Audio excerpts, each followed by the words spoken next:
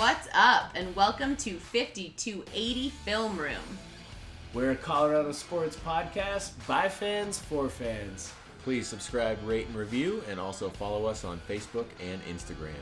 You can also email us your input, questions, and ideas at 5280filmroom@gmail.com. Thanks for listening.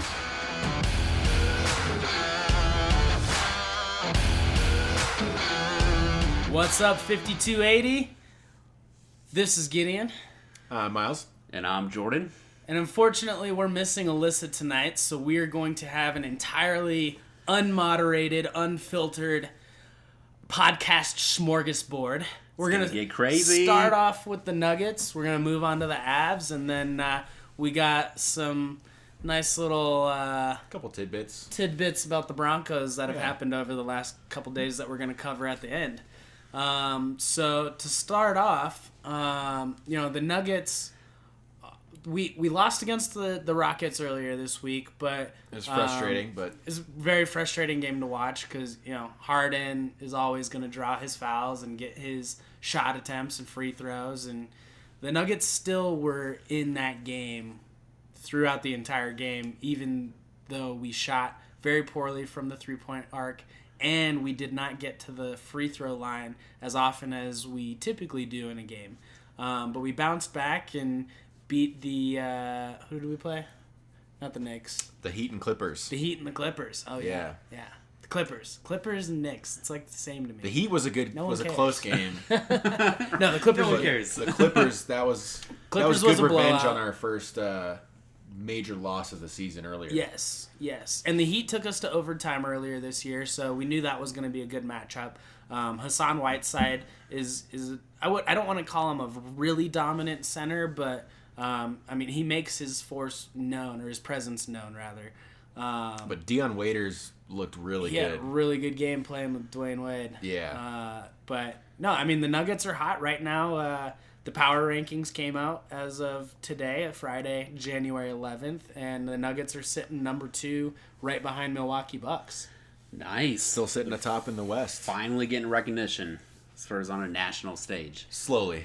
Yeah, Slowly. Even watching the Knicks Pacers tonight on ESPN, Doris Burke brought up Nikola Jokic should be like the hands down shoe-in for All-Star voting. But I don't know. I think it might have been Reggie Miller. I'm not sure who the other commentator is. I'm pretty sure it's Reggie. He was like, everyone's waiting for Denver to fall off. Like, they're at the top of the West. Like, is this real life? Like, even as a fan, I've been a fan of the Nuggets since... I've pinched myself a couple times this season. Antonio McDyess, Nick Van Exel, mid-90s. Since I understood what basketball was, I've always been into the Nuggets, even though they were straight booty back then. I might have been too young to watch any English, or at least remember it. I know of it, yeah, for sure. But even as a hardcore Nuggets fan, I'm like, is this pinch me? Is this happening? Yeah. It's they have to go on a losing streak eventually, but they just we lose they can't one do it. and then we bounce back, and playing the Rockets in Houston is definitely a tough matchup. And want the Rockets on fire right now? Harden's on a tear to basically put 2-time MVP or back-to-back MVP in the bag. He wants it. Everyone knows it. And honestly, it's starting to not be impressive to see him drop, 40 or 50 points in a game. It's like, all right, well, when you're throwing up 40 shot attempts and half of them are three-pointers, you should score 40 points. With free throws and then 15 of those are flops. I don't know. The Rocket style of basketball is very unimpressive to me, but they win games and they put up good points, and they've got a lot of good players on their team, and you can't really take away their talent, but they're not like a Greg Popovich coached team. D'Antoni always just does. He tailors the offense to whatever their strengths are. He was doing that in Phoenix. Right now, their strength is not having Carmelo Anthony on the team. And shooting from 24 feet out. Every single time. Yeah, once you get into your shooting range, pull it. And if it goes in, it goes in. PJ Tucker had a really good game. Capella had a career high. Yeah, What did he put up? 31. Oh, wow. Harden had 32. I have a question about Harden. Like, how does he get to the free throw line so much? Like, is he really attacking the basket that much that he's getting It's not even him much? attacking the basket. Like, he likes to kind of have a fadeaway shot. And in the NBA, as a defender, you're supposed to allow the shooter to land. And the Nuggets play a zone defense, and even though the Rockets didn't have Chris Paul on the floor, they still pass the ball around very frequently. And so when you play zone defense, you're constantly switching who you're guarding. And when it gets to Harden, usually he's open by a few feet, and as a defender, you're closing in. And when you jump, you have linear trajectory going into the shooter. So James Harden likes to kick out his legs, and then when he lands, he falls over onto the ground. He also likes that half step back three. Yeah. Like he'll dribble a little bit. The double step. yeah, the double dribble. Yeah, travel. No, yeah, like a half step back three. He likes that. But it also throws defenders off because he is left-handed. And he's not afraid to go to the right side of the basket a lot of times. And then all of a sudden, like, his strong side is the left side. And so you might forget that he's left-handed and kind of try to close in while he's getting a layup, and he'll get an easy and one. Or if you're able to block it off the backboard or something, he's still going to be shooting too. So I wouldn't say that he's like that good at like driving to the rim or anything, but he's that good at selling fouls, so that like fouls aren't something that you can review in the NBA. No. Like NBA games already last like close to 2 hours, so if they added reviews to every single foul, like it would turn into the NFL. Is he a flopper though? Like, I would call him a flopper. Okay, yeah, that's what I figured. I mean, the NBA has He's a sneaky flopper. Yeah. Like the NBA has protocols to like give like 2 warning letters to floppers, because probably about 5 years ago it got really bad in the NBA. Like we're talking international soccer bad. Like, yeah. Like you'd get like pushed in your chest and you'd be like, "Oh, I blew my ACL." Okay, I'm just fine. We got the foul. Yeah, we got it. It's good. So the NBA definitely tries to warn players before fining them, but I still think that Harden plays within the rules, and he knows what the refs are looking for to make the fouls go his way. Okay. Because, like, I don't follow the Rockets, but, like, I'll follow the superstars of the NBA, and it seems like whenever I check in on James Harden, he's, like, 17 of 18 shooting free throws, like, every game. And it's like, how is he getting that many free throws? He's a great free throw shooter. That's where he gets the majority of his points, or a good chunk of his points, rather. But he is a talented basketball athlete, but he's also very smart, and he plays within the rules, and he knows how to move and contort his body to make sure that he gets easy points. And that's how you win games. Like you can't fault him for it. No, but I mean, if it's within the rules, then it's I'm fair. like, I don't want to call myself a purist, but I do like good fundamental basketball. Like, don't turn the ball over. James Harden's one of the worst turnover players in the league. Like, he averages over 5 turnovers a game. Jeez. Like, that's not ideal basketball. So, but if you're scoring 30 points a game, then you can live with that. With 15 assists. But for the Nuggets to go into Houston and to put up a close game, like, we took threes and we weren't making them. Yeah, we shot 7 of 29. Oof. That's not what we usually do. Yeah. Usually it would be like 10 or 11 of 29 the Rockets, in that situation. And that would have completely changed the game because we lost by 12. The Rockets shot 22 of 47 from deep. Dang. It's almost 50%. They took more nuts. 3-pointers than shots because their total field goals attempted was 76. So for 3-pointers, isn't it like 35% pretty good? That's like the league average. That's about average, yeah. Okay. Which is pretty solid. So almost 50%. Well, how can you stop that? Like as a defense? You there's can't. nothing. Okay. Like the Rockets won, but they if you give him too much space, he's good enough to be able to make those shots regardless. Yeah. They only won by 12. I think it was a good outing by the Nuggets, and it was an understandable loss. But the closer we get to the All-Star break, the more wins we want to have, because we want to put ourselves in the best position to get home court advantage come playoff time. Like at this point, we've been, top 2, top 3 teams in the West all year. And as a fan, I think that basically guarantees us this playoff spot. But I would like to see us stay in the number 1 spot. And then we have home court throughout the playoffs. That makes it a lot easier for us to make a deep run and hopefully do better than the Nuggets did in the 2008-2009 season when we made it to the Western Conference Finals. Shout out to LA and San Antonio last night for helping us out with a little bit more cushion. Yeah, and San Antonio took out the Thunder in double overtime, so that gave us a half game more on the Thunder. On the Thunder, yeah. And then who'd the Lakers play? You don't know? Shout out to the Lakers. No, LaMarcus. Oh, LA. LA. Yeah. LaMarcus Aldridge, yeah. I was like, what? Dropping, 56 or something like that? Against the Clippers, we beat the Clippers, so that gives us a nice little boost. They're having a good season. They're, right in the middle of the playoff rankings. I think they were 5th. Yep. 5th seed when I last checked. Yeah. So, that's a good win. But we play the Warriors on Sunday, which all of us... Sunday. Oh, Blazers, sorry. Blazers Warriors on Tuesday. Sunday. Warriors on Tuesday. Is that at home? Warriors is Both at of home. them. So Nice. all of us at 5280 Film Room will be attending the Trailblazers game on Sunday. So go ahead and add us to your Instagram, and we'll put a couple pictures and hopefully a live video while we're in some nice seats. And then Miles and myself will be going to the Warriors game on Tuesday.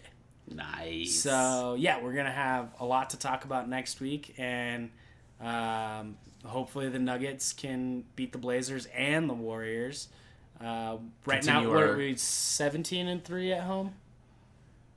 Because we beat the Clippers last night? Yeah. But I think we're on, 11 straight home games? Something wins? like that. Which But is nuts. either way, we're one of the best teams at their home court in the league. So Damian Lillard is a great basketball player. He's got CJ McCollum, fantastic role player and support player. Can also take over a game with or without Dame. So it's going to be a really exciting game to watch on Sunday night. And then... How close do you think that game's going to be? Do we have anything to worry about? It could go to overtime. Okay. I'd be okay Gary Harris throwing is money back. on an overtime bet or something. Right. But yeah, it would be nice to have Gary Harris back, but he's dealing with a hamstring issue, right? Mm-hmm. So he was out last night. That's a difficult injury. Just applying it to the football side, we saw Leonard Fournette struggle at the beginning of this NFL season with a hamstring injury. Obviously, as a running back, you're relying on that muscle a lot more than a basketball player might from a strength standpoint. But basketball is a conditioned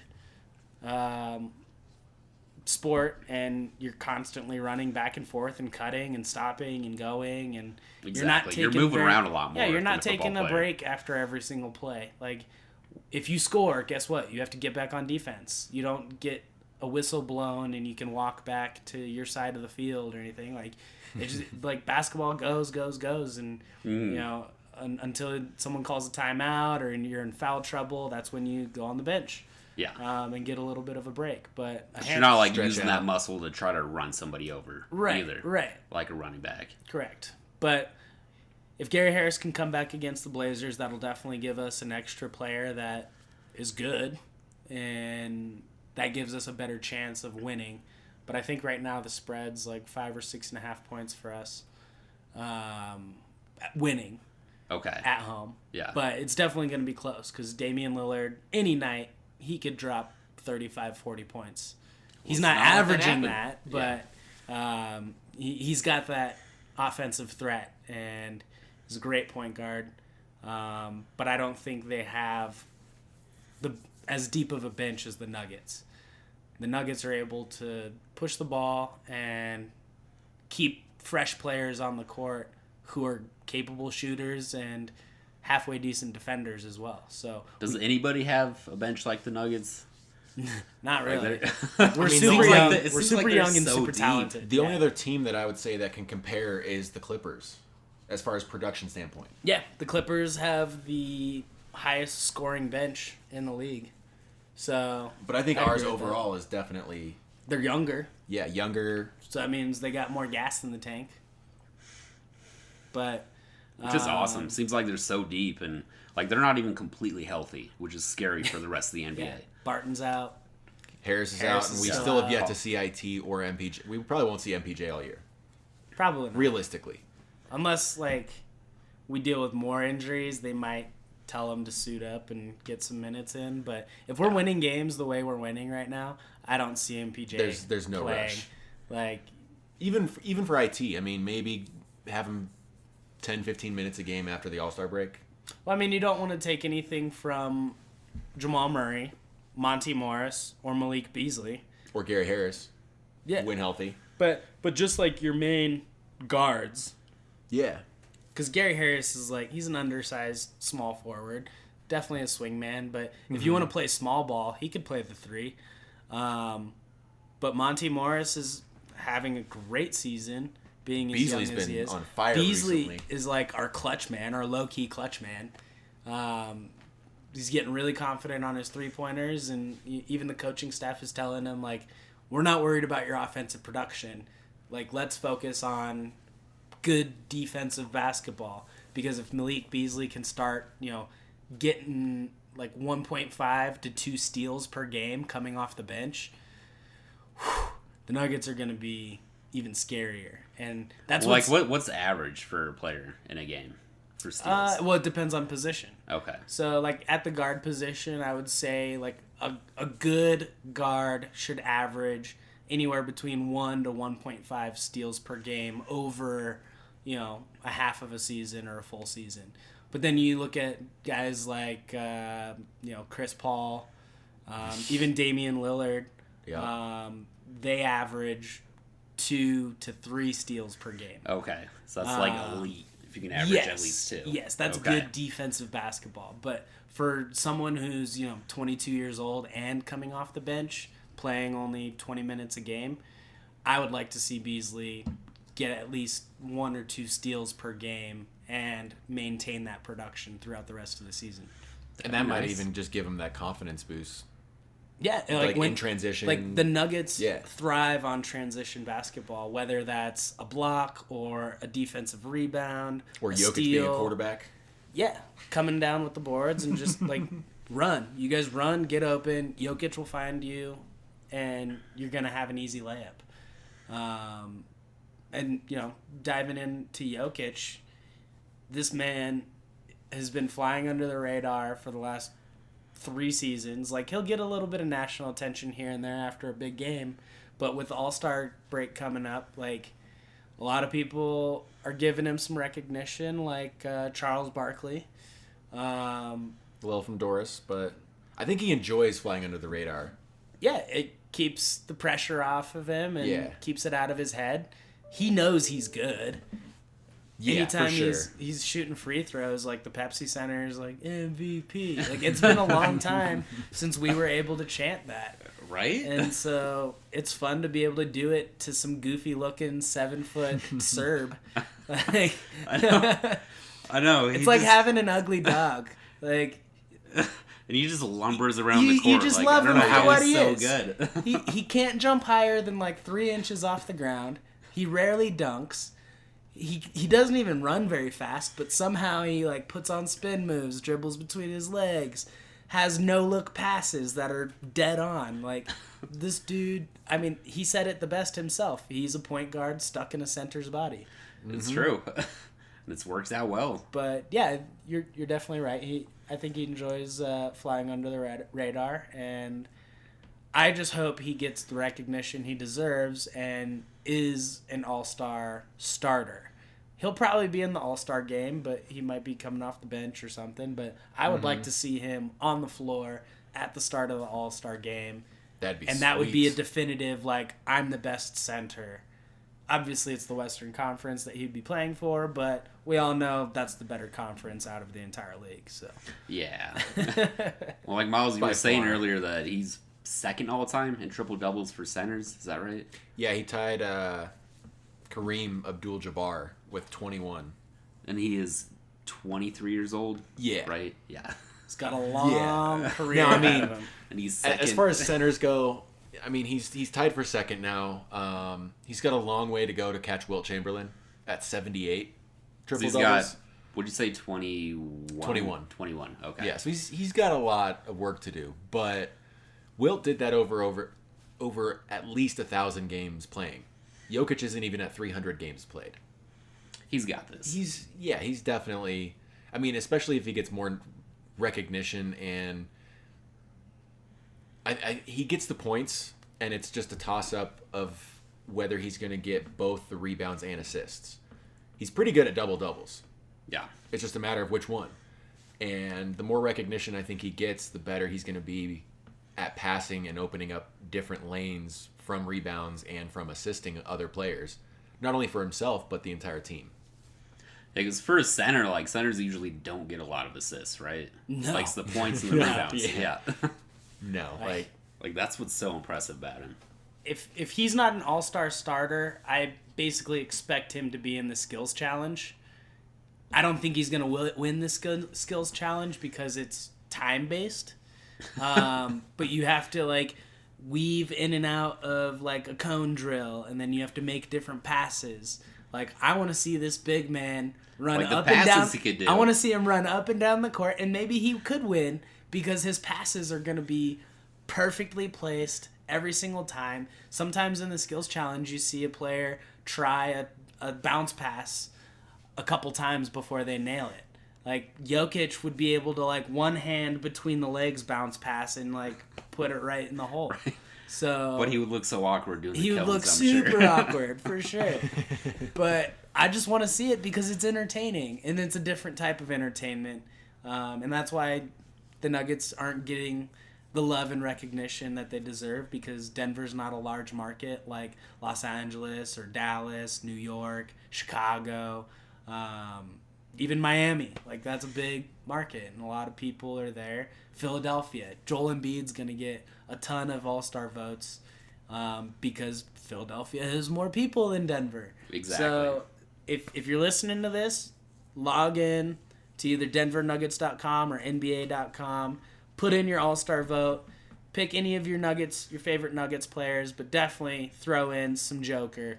It would be awesome to see him as a starter, but I think And for some Murray, sure, too. yeah, Jamal Joker. Murray, it would be sweet to see him in the All-Star game. The last few games he's been up and down, but yeah, he's definitely coming on as of late. He's a very especially- promising player. think I he's was got- reading an article on ESPN today about him. They're saying that he can be an elite point guard, and that will make the Nuggets contenders for years to come. Yeah, with him and Jokic.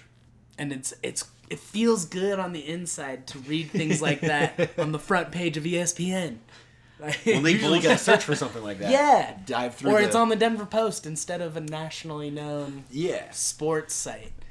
Well, they're So, both going to be in their prime for the next, like, 6 or 7 years. Yeah, This is going to be a fun ride. it's an exciting time.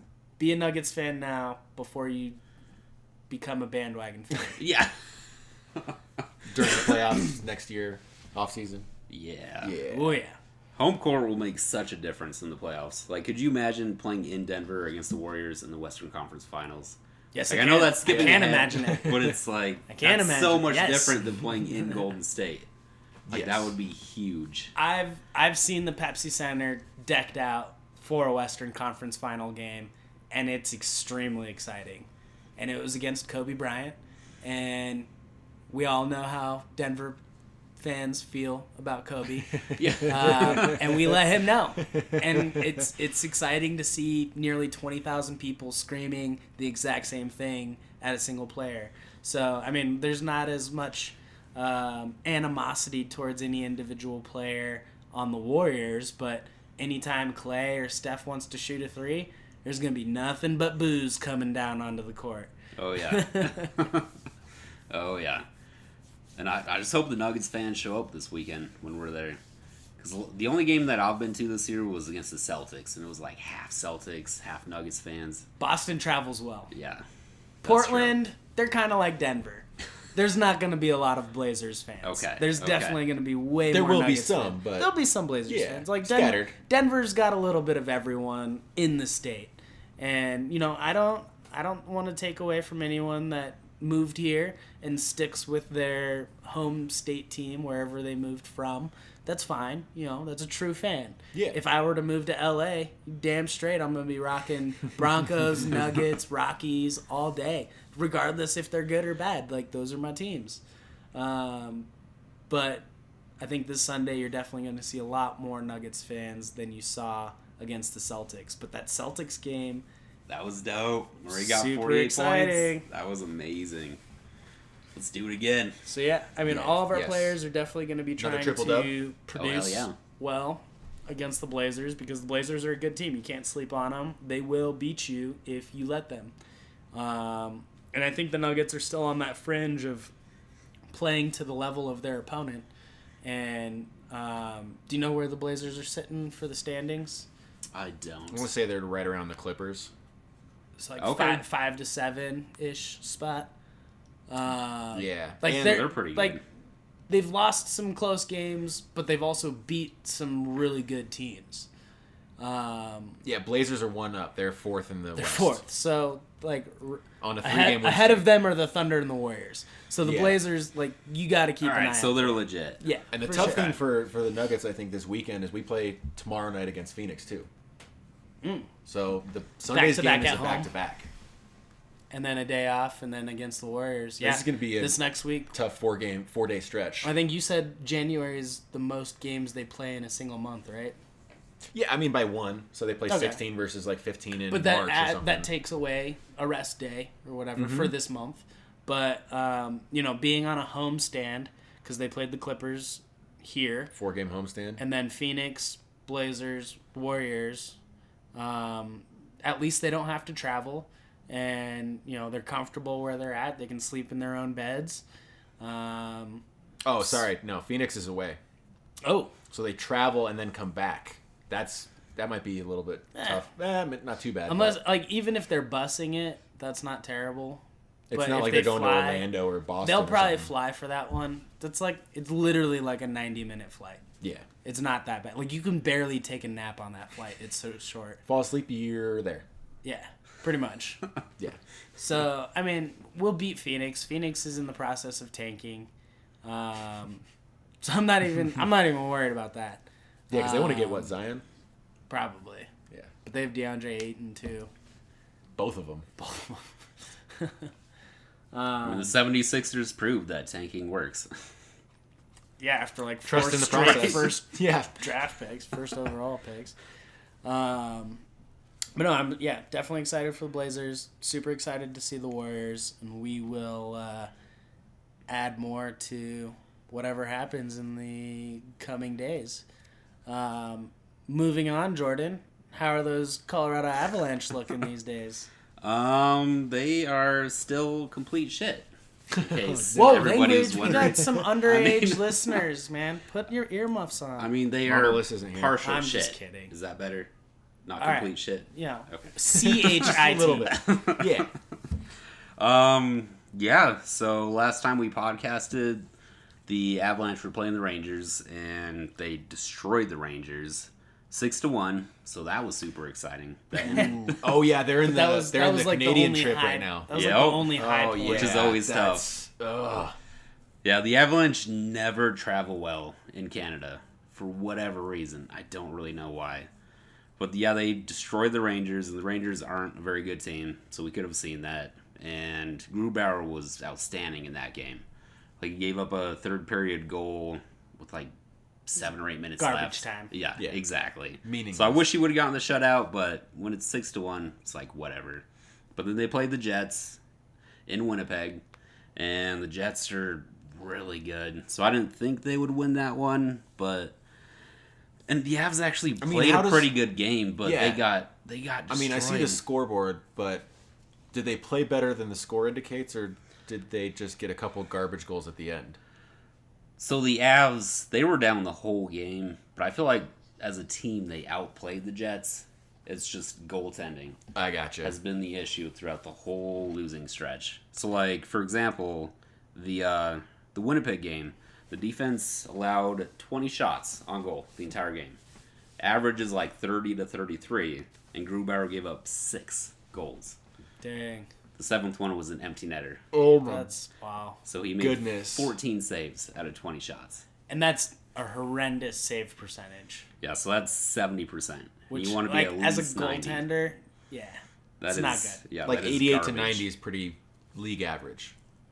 Yeah, I would say at 90. You want to be at least 90. Yeah. So yeah, 90 on a winning team. Exactly. And Yeah, being yeah, So yeah, that's exactly. about league average. Yeah. But then the next night we got Varley back. Finally, back from injury. Against the Flames, who was also a good team, and they had, guess how many shots on goal in this game? 18. 15. Oh my goodness. Are you Varley allowed 4 goals on 15 shots. Oh. A 73% save percentage.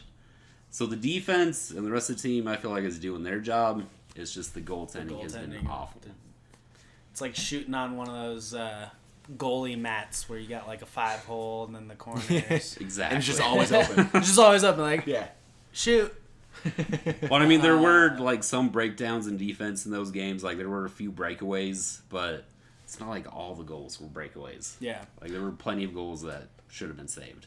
And the Avs are still putting up, 4 to 5 goals each game, right? Yeah. Oh yeah. Like the offensive line is stepping up like they always do. Secondary scoring is still a bit of an issue. That's gotten better though over the last couple games. I can see how that can be disheartening though, as far as the goaltending. I mean, as an offensive player, if you're scoring the goals and you're putting your team in a position, but the goalie's at 70%. Yeah, that's not acceptable. Yeah. Considering how they started the year, both of them over like 92% for the first month. And as a skater, it kind of makes it less worth your while when you're on the ice. It's like, all right, well, if this guy's not going to do his job, why should I be Put doing my 110% in. job? Yeah. Do you think the Avs, not just the players, but the coaching staff, do you think they're preparing to make the playoffs, or do you think we're kind of like in the middle, bouncing back and forth between wild card positioning? So they're currently in the 7th spot. So they're in the first wild card spot because the top 3 teams in each division make the playoffs. Oh, that's nice. And they're 4th in their division. So they're in the first wild card spot. So they're still in a wild card position, and I think the team is talented enough that they should make the playoffs. I just think they need to make a move to make a change to the team. Who's that third goalie that we picked up? Francouz. Yeah. They haven't really probably seen much of him since. No, only those 2 half games that he played, and he looked amazing in those games. Like, kind of Interesting. I would like to give him a shot. Given as the a starter. track record of just the last 2 games, just put him in. Sometimes you got to change something up. Yeah. When it hasn't even been the last 2 games, like it's been the last 3 weeks that the goaltending has been awful. Well, I'm just saying, like the 70% the last 2. Like that's. Oh yeah. Change it up. Like if you only give up 15 shots as a team, you should win that game. That's usually pretty. You should Yeah. absolutely Pretty dang win good. that game, for sure. Yeah. Because there's goalies that are seeing 35 to 40 shots a game and only allowing 2 or 3 goals. Exactly. If that. Yeah. I'm sure some of them. Well, out there's there been put shutouts goalies that have had 35 shots and a shutout. or maybe one. The goalie scored. No, just Yeah. kidding. On himself. Negative goals. Well, I remember last year, Varley had a game where he had like 55 saves and gave up 1 goal. That's fantastic. Right? Yeah. That's You were saying amazing. last week, I think Varley's pretty just streaky, just up and down. Yeah. And he's definitely down. He's coming off an injury, so it's not like you can expect the world out of him, but Get his pads under him again. maybe you have Hopefully. better than a 73% save percentage. How much do you think the Avs practice facility has to deal with the progression of their players? Because they've been at Family Sports for a while, and I haven't even been in there in a while. And the last time I went in there, it was not nice. That's a good question, actually. Like, I don't know. I do know It'd be- it's in conversations with Kroenke ownership that the Avs are on the lookout to like building a new practice facility. And when they're practicing on the same ice that like 3-year-olds are learning to skate on, like I'm sure they've got their own rink, but like you get what I'm saying. Yeah, like, people they should have video their games while own you're facility. practicing. Yeah, Like I'm sure they could afford to build their own facility. absolutely. Kroenke's own Arsenal, the Rams. They're That's doing a good okay. question, though. Yeah, I hadn't thought of that. I mean, that's got to have some sort of effect, I would think. It's not like a super high-tech, really nice facility. No, their weight room is like worse than my high school's weight room. Yeah, I don't know. know, Should start a petition. like if we want to become contenders again, like we were in the 90s and early 2000s, obviously we had elite superstars on our team. Not saying that Rantanen and Landy and McKinnon they're not elite, like they definitely are on the upper side of NHL players, but I feel like ownership needs to give a little to get a little, and when your facilities aren't up to par on what the rest of the league has, I think it's time to look at the grand scheme and make a long-term investment to maybe that increases the health of your players. Like I'm just thinking of like a video game standpoint. Like, But I mean that could also. I'm playing GM mode, like new practice facility, like we have higher chemistry and longer health, longevity, like. But I don't know. I mean, that's that real could, stuff though. Yeah, that could also just help lure other players here, give them another incentive to play for the Avalanche. Absolutely, that's a great point. When you're charging, $60 for decent seats, air quotes. Quote unquote. Yeah. I'm sure you can afford it when you have 41 home games. Yeah. So. And these are elite athletes, so they need an elite training center. Absolutely. They're NHL Not players. a family training center. No. Family Sports Center. Exactly. Where you can play laser tag on your birthday.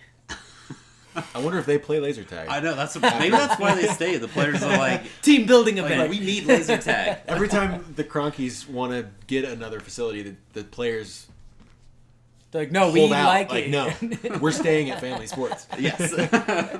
We Unless like you to put a golf. laser tag Yeah. facility. Hockey players golf, so it makes sense. Got to work on my Yeah. shot. We got Laser a nice tag and driving golf range. at one facility. We got a Okay. nice Yeah. pro shop. They're good.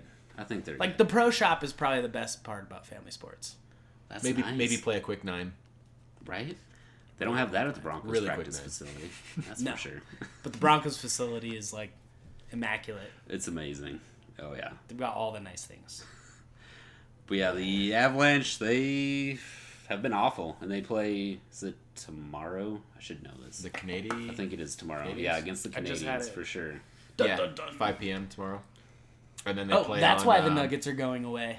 And then Oh. yeah, and then they play the Leafs on Monday. Oh wait, no, at Canada. So you said we're on the road trip. Yeah, we're in Canada. So Canada. we're in Canada, eh? Yeah, take off, you hosers. Yeah, tomorrow at 5, local. Yeah, the next two games, I mean, they should be tough. Maple Leafs are really good. Is that Canadians- Toronto? Yeah, Okay, yeah. trying to remember. It's been a while since I dove elbow deep into NHL stuff. Okay. So I'm And then Ottawa. learning and stuff. And so we Ottawa. have the rights to Ottawa's first round pick next year, correct? Yes, and they are currently. I looked it up today, and depending how the tiebreakers work, they're either 4 or 5 right now. So we're And they're on we're the looking downslope. at like a pretty Nice. decent player that we'll have for next year. Yeah, for sure, a high lottery pick. Do you think whoever it is, do you think they'd be able to play next year? I know with the NHL draft, a lot of times when you draft a player, they're really young, like 18, 19 years old, and you try to develop them and then bring them into the NHL. Where do you think the Avs are sitting at? Yeah, because it's a lot like baseball, to where they Okay. have the minor league system. Like the Cutthroats up in Yeah. Limo? Loveland. Oh, Yeah. Loveland? Is it Lyman? Loveland? I think Somewhere? it's Loveland. Yeah, Okay.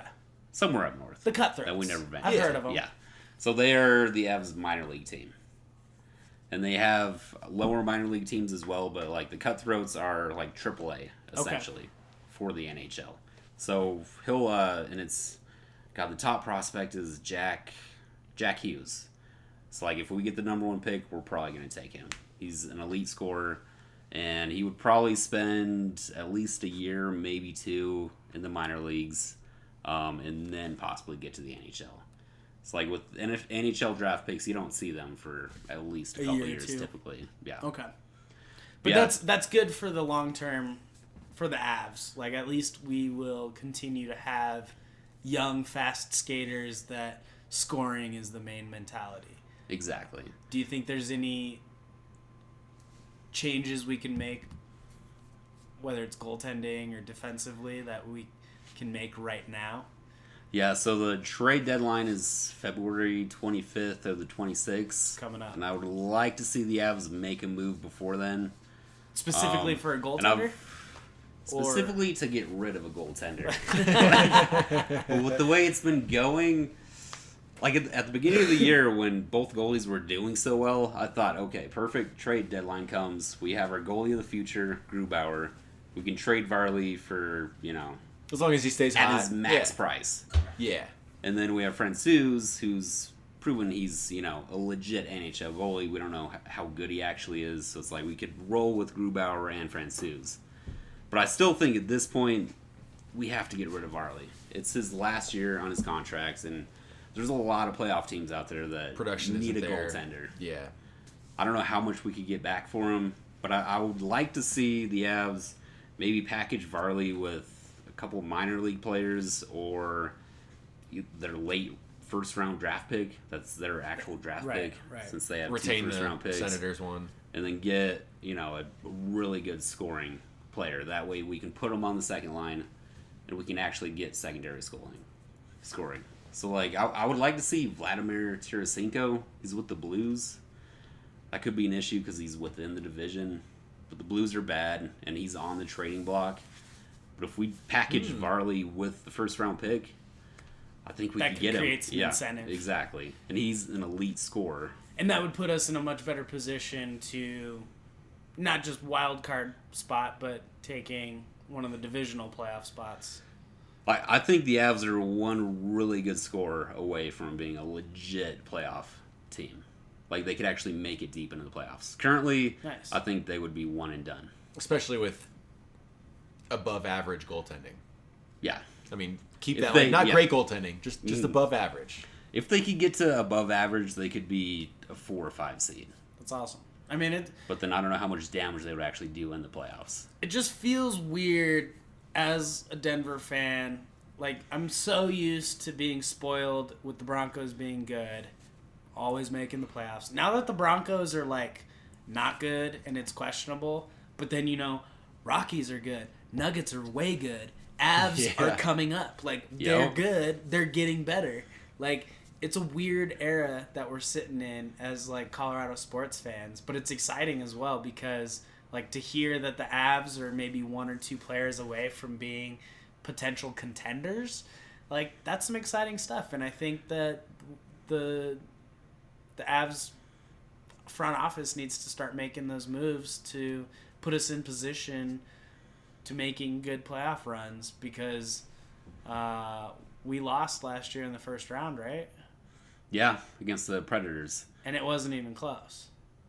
It was a lot closer than everybody thought. Okay. It went to 6 games. Okay. Even I thought it would be 5 games max. So it was a good series, but the Avs just weren't ready for the playoffs. They Still were a young team. Super young. This was right after their 48-point season where they were awful. And that's kind of what's saving us right now is our overtime losses. Those extra single points that we're gaining. Because every time I do turn on to watch some Avs, it seems like whatever teams we play have maybe 2 or 3 overtime losses. And we're at what, 8? Yeah, I think we're 1-9 or 1-8 in overtime. So we've won 1 overtime game. Those points add up, but it's also you're leaving that extra point on a board. So I see what you're saying, that they could easily be a 4 or 5 seed rather than a 7 or 8 seed. Exactly, because that could be 8 extra points that they have, which would move them up to probably first, second place. I think Calgary is at 40. Oh no, I was looking at games played. Yeah, Calgary's in the other division in the Western Conference. They're in the Pacific. Oh, and we're in Central, right? Yeah. Okay. And I think it's Nashville And they're at won 60 big. points. We're at 48, sorry. But then Winnipeg's at 58. Nashville's at 58. But we're only 2 points behind Dallas. How did Dallas catch up? We were so far ahead. We were so far ahead of them about a month ago. But we could easily be in that third position within the Central Division. Yes. If they could win even just half those overtime games. And I don't know what it is, like what the difference is between regulation and overtime. Like, it's different spacing because it's 3-on-3. But you Well, still have why your do they best play- players out there. Exactly. Like, I just don't know why they can't figure it out in overtime. And they lose within the first minute in half their overtime games. And you can't really pin that on goaltending or No. movement. Like, I don't Like, pin that it's on constant goaltending. breakaways, That's basically. just a little bit of everything just falling apart. Yeah. I think it's everybody else being out of position. Did we Like, win our one game within the first minute of overtime? That's a good question. I don't know. It's been so long. Probably a shootout. That was a while ago. Yeah, right. Shootout. Yeah, so the games will get easier after this Canadian trip. So I'm hoping that they can pull out of this slump. But after last game, there was a video of Jared Bednar, the coach, and Nathan McKinnon screaming at each other. Oh, that's lovely. So I don't know. I mean, that's sports, but like I don't know. Maybe what's they need going to on. have like a players-only meeting to get on the same page, or I don't know. It sounds like some frustrations will eventually boil over, even more so, and that could affect us after the All-Star break and after the trade deadline, to where it's like maybe we will be out of the wild card. That's what's scary. Like if they drop 6 in a row, 7 in a row, like they're gonna fall out of that wild card position for sure. Yeah, and so far they're on track to do that. The way they've been playing. Well, like this, what's disappointing is this team is so talented, and they're just underperforming right now. Like last year, nobody expected them to make the playoffs. Like that was awesome. Like Rantanen, McKinnon, like they took. Well, that it was a late leap. season run too, right? That Yeah, pushed us it in. was. Yeah, and the year before that, they were a 48-point team, and they weren't super talented, so it wasn't that surprising that they were so bad. But this year's team is really good. So I feel like they'll be okay. It's just they need to get out of this slump. And I think that might just stem also from how young the team is. Yeah, they're kind of like in the same still situation learning. as the Nuggets. Like they're super young, and they have a lot to do to grow into a complete NHL team. We will see what happens. I mean, Well, they're after this Canadian trip, they are closing out at home 3 games against the Kings, Predators, and the Wild. The Predators and the Wild have always had like the Avs number. I feel like that it doesn't matter how good either team is. Like that's always like a shootout. Like they're duking back and forth. Oh yeah, 'cause they're both big defensive teams. But I think the end of this month and the start of February, they have 2 games to start February at home as well. So a 5-game homestand. Yeah. I think that will be a good reset button for the Avs. Like, hey, like let's win 3 out of 5 or something, you know? And hopefully, like if we win all 5 maybe at home, like even better. get one or two wins out of this trip to Canada. Canada. That'd be nice. It's so fun to say. Yes. So wrong. Canada. But it's so right. But no, I mean, hopefully, you know, Avs fans show out to the Pepsi Center when the Avs come back after this long road trip and give these young players a solid mental boost to, you know, turn things around and maybe push out of the wild card and into the main divisional standings. Do you know what point the home ice switches out? Like, is it just the top 3 teams in the entire conference that are at home, or is it? So, for Because like you have NHL playoffs, you have 2 divisions and then 2 wild card spots. Yes. And the top 3 of each division makes it into the playoffs. Yes. How does home ice be determined? Oh god, the NHL playoff seeding is so stupid. I hate it. So you got 8 teams from each conference, 3 from each division, and then 4 wild cards in each conference. And it's it's the number 1 seed in your division that plays the lowest seed in your division. Oh, so the first it's series, not the conference. Yeah, exactly. So, like the 1 seed could play the 7 seed. Yes, and there are times where, because it doesn't matter, the wild card spots, it doesn't matter which division you're in. Right. So you could have, you could have 5 teams from one division make it, and 3 teams from the other division make it. Oh, so it would be you could have a 1 seed play a 3 seed. Yes, technically. That is weird. Well, and they do it because they want to create rivalries within the division. I got you. But wouldn't you want to save that for like the conference finals? Right. Like the Avalanche and the Predators in the conference finals means a lot more than in the first round. Yeah. Yeah. So it's so stupid. Like, I'm not a fan of it.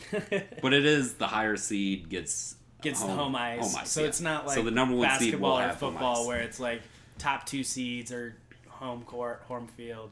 It's all based on division. Exactly. Yeah. Okay. And the higher seed will play at the home game. Gotcha. But it's so weird. I don't get it. What if it gets to a point like a 3 seed and a 3 seed play for the Western Conference Finals? Coin flip? It's probably, whatever head-to-head is. Like the head-to-head tiebreaker. There's always an Yeah. eventual tiebreaker that they can have. Well, that's super exciting. We appreciate all of your insight, Jordan. We need to do a better job at educating ourselves as Avalanche, quote-unquote, Oh, no, I need to get better with fans. the Nuggets, so I get it. Oh, yeah, vote Landeskog. Rantanen and McKinnon already in the All-Star game. Hey! Last time I checked, Landy. Landeskog is leading the team in goals. He should be And not in the as an All-Star All-Star. team. Yeah, Really? exactly. All right. Yeah, and that's coming up. Colorado's flying under the radar, man. I Go know. vote. Go vote. NBA, NHL, All-Stars. Go vote. Every day. Well, Day. what a lot of our listeners have been waiting for is coming on up right now. We do have some decent Broncos news out here in Mile High Country. John Elway has announced that we have signed, is it Vic Fangio? I think it's Fangio. Fangio? Fangio? I think Fangio. Fangio. Fangio. Like Fabio? Fabio. So we have our next head coach, very defensive minded, probably more so than Vance Joseph was. He said in his presser he's going to be calling the plays. Yeah, which is great.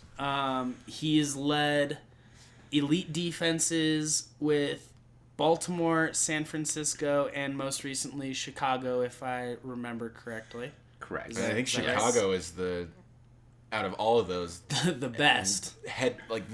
lengths above them. Yes. I think there were like 10 or 12 categories out of defensive stats that they were ranked top 3. When I looked up like the defensive rankings for all the teams that he was defensive coordinator, and when he was with the 49ers, they were top 6 defense every year. They also had Alden Smith, who's like domestic violence, criminal, not a good person. I mean, he was beating up on quarterbacks then. Right. Linemen. Yeah. But yes. he's a scary human being. Exactly. And in this day and age, those human beings are not allowed into the league. But look what he did with Khalil Mack in Chicago. Great human being. Or is Very, it very scary defender. Yes. And now he's got Bradley Chubb and Von Miller. Yeah. Well, and his specialty is linebackers. He was a linebackers coach for 9 years. I was just going to say, it's going to be interesting to see what moves we make to re-bolster our linebacker core, because one, our coverage was not good on the DB side, but it just seemed like we never really had linebackers all season. No. It was just all about the pass rush. Yeah. And nothing else. And that They couldn't doesn't really cover. win games. Like when other teams find out how to take advantage of our holes on defense, if you will, it's not fun to watch. Well, the entire middle of our defense was A giant hole. at every level. Yeah. Yeah. From like 5 to like 17 yards. Just one big hole. Like, It's a huge hole. run a seam, this man's going to be open. Whether it's a tight end, slot man, running back, they're going to be open. I just hope in the interview process, Elway asked him, "How do you cover tight ends?" And he had an answer. If he had the right answer, he's like, "You're hired." As long as it's not George Kittle, we will cover them somehow. I hope so. I feel like the Broncos have the personnel to be able to cover tight ends between Justin Simmons and Sua Cravens. Well, and Sua was coming off an injury. I still don't think he was 100% this last season, and he's still. I'm not sure, but I believe he is not on the books for next year. But really? The only team that would sign him right off the bat would be the Broncos because they know where he's at in his rehabilitation recovery process. He wouldn't have to go through, OTAs, training camps, or anything like that before getting a contract. So it's all up to Fangio on what he sees in Sua Cravens. But I believe that he could not be on the team next year. Okay. Well, safeties aren't really high-dollar positions anyway. No. I doubt Stewart will be back next year. And with him recovering from brain injuries, it's like a discounted player. It's just, I think that there's younger dudes in the league that are more capable and more hungry for success. And Fangio has shown to be that type of coach to bring in those type of players that want to play hard, play properly, and win games. Yeah, he seems like the coach that's going to make sure that the players are doing what they're supposed to do. Oh, I didn't realize Cravens was 23 years old. Oh my gosh. Yeah, he was drafted by the Redskins like 2 or 3 years ago. I thought he was like he's young. 26 or 27. No. Well, that changes things. Well, But he's so talented.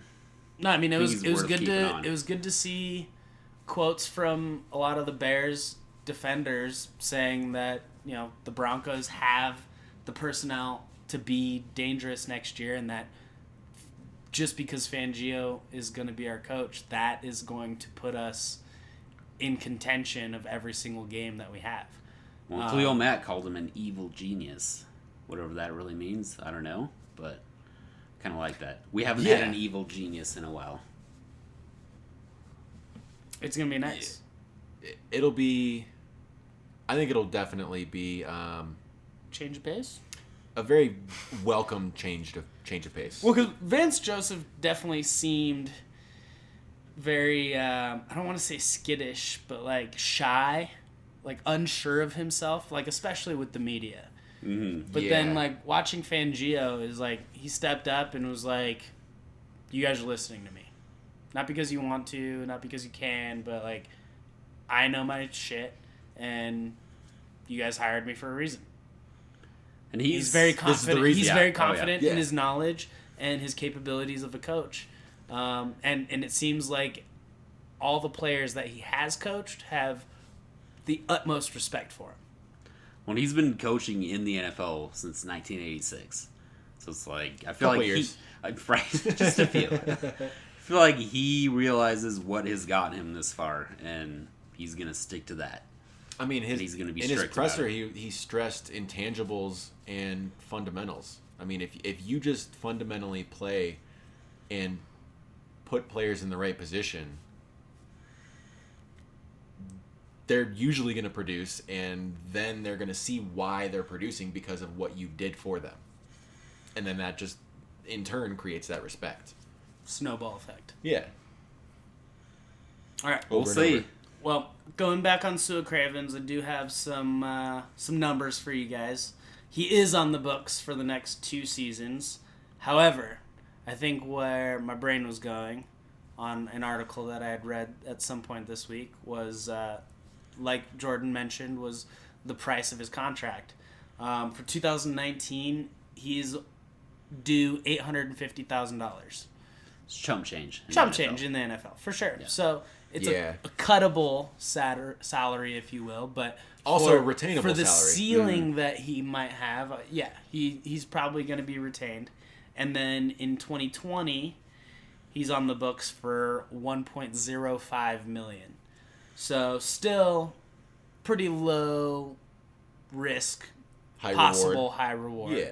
But if this dude's injured for all 3 of those seasons, like this last year was his first season with us, 2019, 2020 will be second, and then 2020 going into 2021 will be his final season on the contract before becoming a free agent. I think Fangio is going to want to see what he can put on the field. And that's what kind of coach he is, right? Yeah. I mean, he wants to see players put them in those positions that best suit their playing style. Not necessarily like, hey, this is my system, this is what you're doing. He wants That's to see it. what your strengths are before he creates a coach plan, a game plan. Yeah. Because I doubt Darian Stewart will be back next year. So, like, hypothetically, if he's not back, if we don't have Cravens, we're rolling out there with Justin Simmons and Will Parks. It's like, I'm not completely confident with that. Yeah. So I a long think stretch. it would be worth just keeping Cravens. Yeah, keep at least for this year. I mean, what'd you say, 850? Yeah. So Like, not a huge cap hit. And I guess it saves us from going out and grabbing a veteran that's going to ask for like 4.5 or 5 mil. But I don't know. I'm not too much worried about our safety. Like, Justin Simmons has shown that he can step up. Will Parks has some flashes of... Like, he looked good for a something. backup this year. Yeah. Simmons didn't look good But for a starter. I am more worried about our cornerbacks. I think we need to draft a corner. Like, Chris With the Harris is first pick? good, but I think a corner after first Okay. pick. after our Super Bowl, Chris Harris became overrated and it got to his head. And I think he thinks he's better than he actually is. You think so? And I think this last season was very humbling, but he also understands that he has one of the hardest defensive positions to play in the league. He has to cover every type of receiver, whether it's a running back, a receiver, or a tight end. He has to worry about 20, 25 different types of routes. And that's not easy to do, especially when you're talking about different blitz packages and changing up nickel and dime defenses. And it's just... Well, I like, with- think I think Chris he Harris also- can be better. And I think after the Super Bowl, he got in his own head. No, I think he Yeah. is one of the Broncos' best defenders for sure, and I think he can cover 95% of the wide receivers in the NFL. But when you get to like Antonio Brown or Julio Jones or Tyreek OBJ, Tyreek Hill, like I don't think he's good enough to cover those guys. Like he can cover, T.Y. Hilton and Jarvis Landry, like those Amari Cooper. Those high-end receivers, I feel like he just dominates. But then when you get to the elite receivers, that's when he has trouble. struggles. Yeah. But I think this year he also had a falling off because he didn't have a corner on the other side that was as good as him. He was always on the top receiver. The best receiver, yeah. Yeah. Well, Chris Harris, he's more built for the slot, in my opinion. Yeah, absolutely. Stature-wise, yeah. He's got for sure. speed. He doesn't have a lot of height. And So he when you shouldn't have, be when on you the have to number go one up receiver. against, like... I mean, I know we didn't play the Saints, but a guy like Michael Thomas, like a big body, tall receiver who might not be as quick, they always get the position. And especially in this league where defenders are so highly scrutinized on impacts on receivers, it just makes cornerbacks' jobs that much more difficult when you have to worry about a defenseless receiver or simple pass interference, holding, illegal hands to the face. Like, Yeah. there's a lot of ticky-tack stuff that the defenders have to worry about that the offensive side does not. Exactly. I mean, you'll which- see hands to the face called on the offensive side, but I feel like it's Not as much often. more rare. Correct. Yeah. I mean, he has to get healthy first. Get healthy. Have a good offseason. But I think the big thing, for the Broncos at least, is the offense. I mean, there was news today that Kubiak is not going to be the OC. Which is sad. I was really excited for the Fangio Kubiak era. That would have been sweet. Yeah. 1-2 coach punch. That would have been awesome. Fangio just take care of the defense. Kubiak take care of the offense. We're golden. Call it good. Yeah.